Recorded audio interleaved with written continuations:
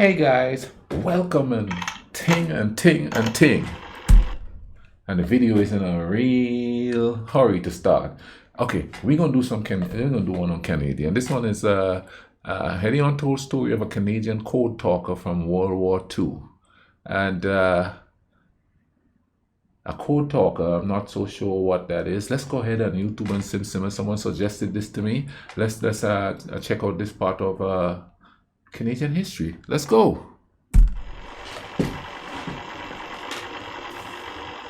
If we can just finish up with you reintroducing yourself again, or you state your name, and if you'd like to say a few quick words.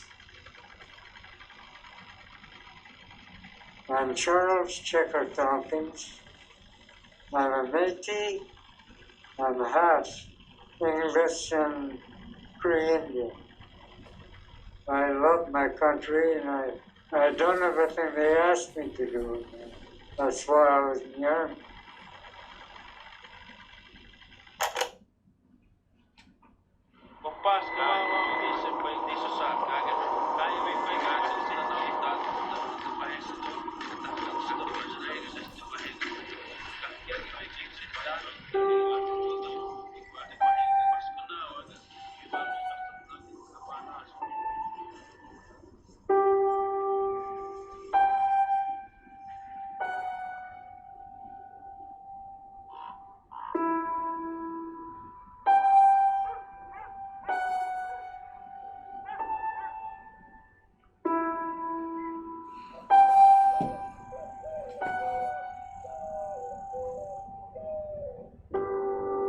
Huti kapisier.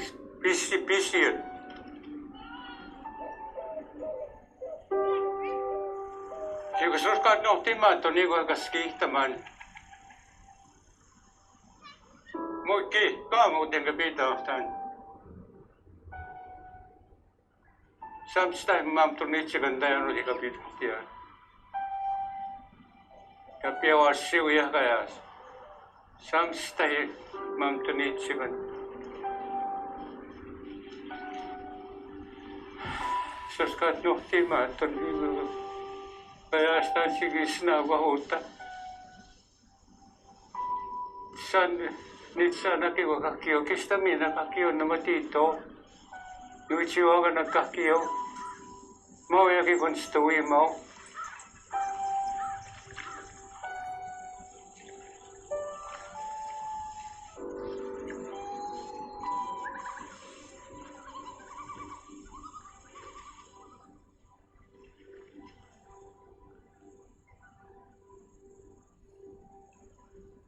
Charles Baragay sekatun stis. Maya nickname Baragay Maya. Chiksis Baragay sekati.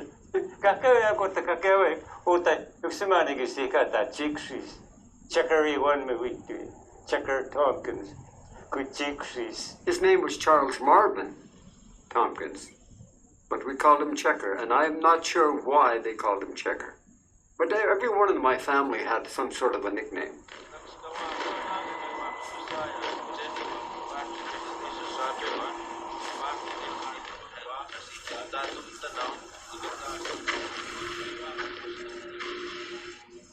That is some ominous music, boy. He got married, I think, about 1939 or 1940. And shortly after that, he joined the military.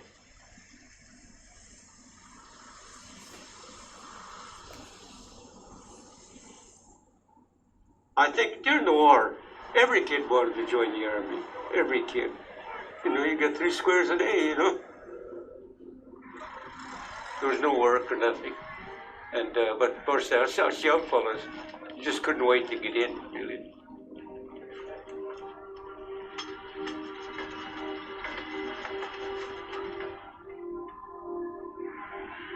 I think a lot of our brothers and sisters who went overseas learned a different lifestyle. For the first time, people felt concrete under their feet. For the first time, they saw buildings higher than 10 stories high. Oh, wow. We shall fight on the seas and oceans. We shall fight on the beaches. We shall fight on the landing grounds. We shall fight in the fields. fight in the streets. We shall fight in the hills. We shall never surrender. And it read that all personnel who could speak an Indian language report to such and such a hangar on such and such a day.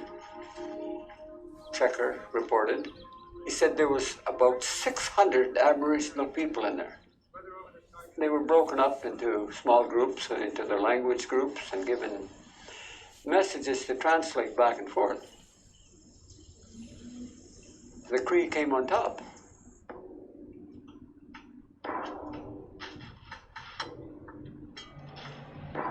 They had a way of expressing every different type of aircraft that they had. Sagamis Kapaksigi, that's a mosquito bomber. Sagamis is a mosquito, and a bomber is an explosion in Cree. Kapaksigi.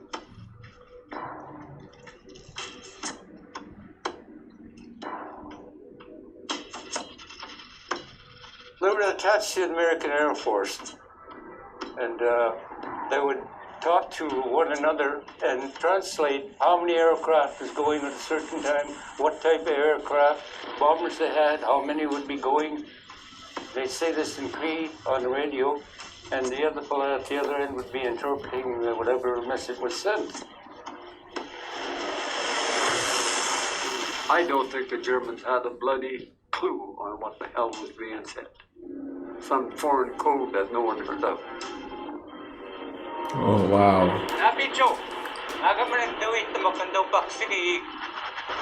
Wanista na niya sa gamisa. Wadawit mas nahino ta. Magaman sa samin dawit na makandaw paksigi.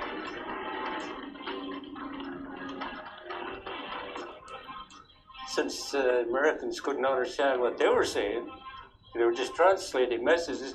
Finally, they said, "The hell with it, we'll use their own Indians." So then now guys ended up at Fort Lines.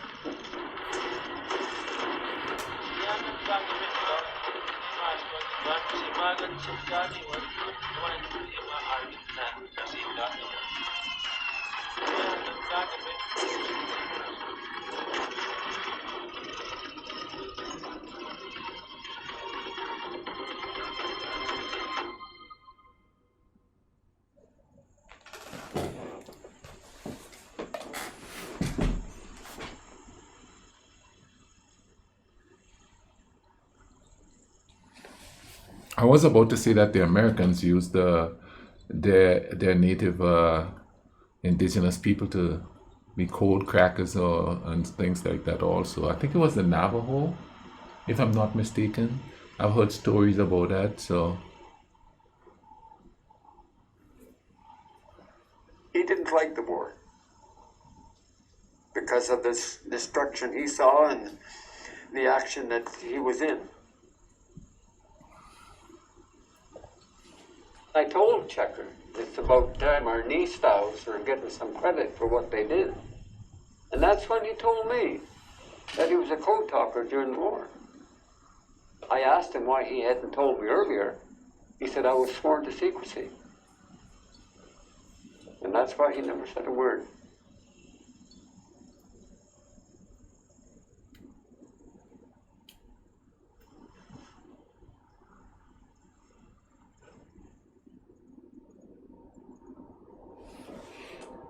See, I always say that people say some wars are justified, and I agree to a certain degree on that there. But if we are like humane human beings, we aren't built for that.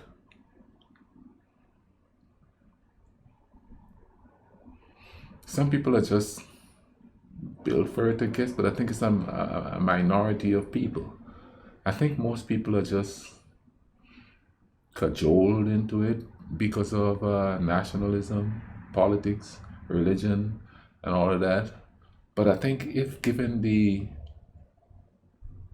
option, ordinary human beings just won't. They just rather let live, deal with their families, enjoy life. 'Cause you only get one of these, man. So I never understand why people just keep fighting and over generations and generations and generations. Just keep fighting each other. I don't understand it. It baffles me. Now let's keep going with this here.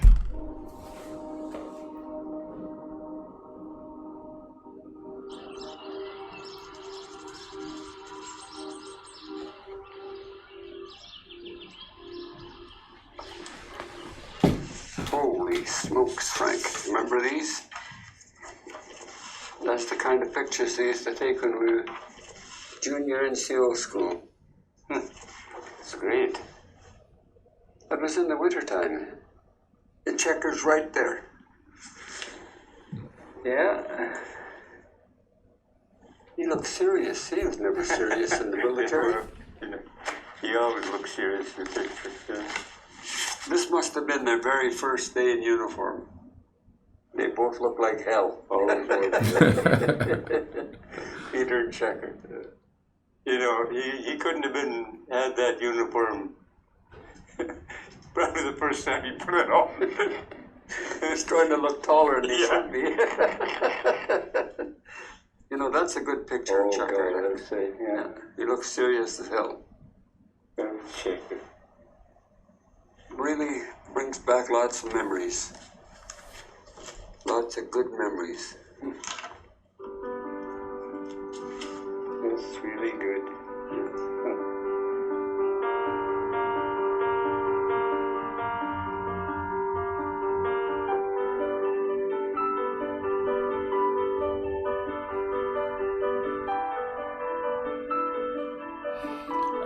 Apart from that, the cinematography in this He didn't want to leave documentary the is parade. cool. He just wanted the parade to be a parade.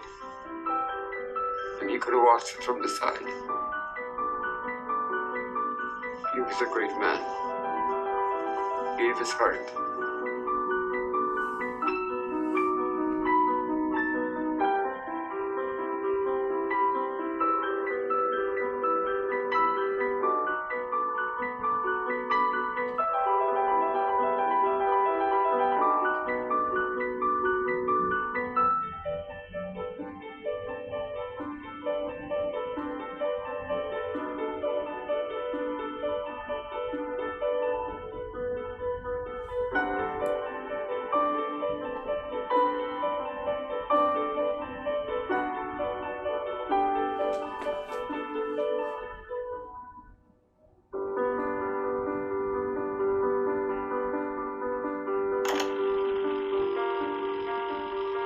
Although he's done the job of pre-Indians, that fact doesn't matter.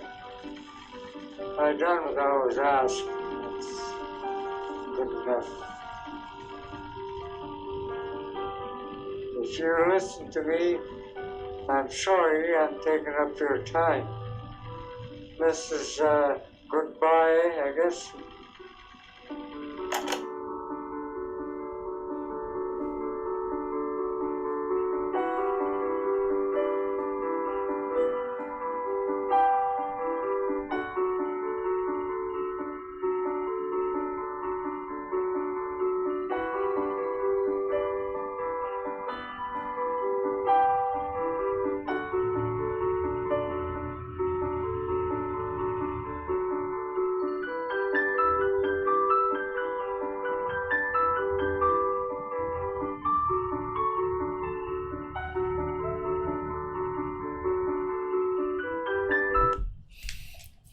That was quite interesting there, and if you notice how humble he was about it too, you know what I'm saying?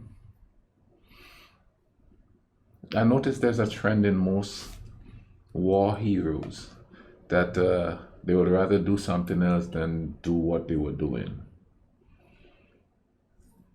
Not to the extent that they weren't grateful that they were doing what they were doing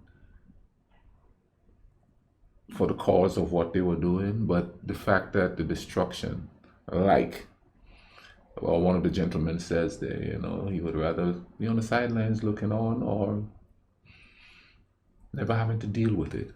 And, you know, as I'm watching this, I was thinking, that generation that fought in the Second World War. They are dying off. And it seems like with them dying off, everything is starting to go south a little bit.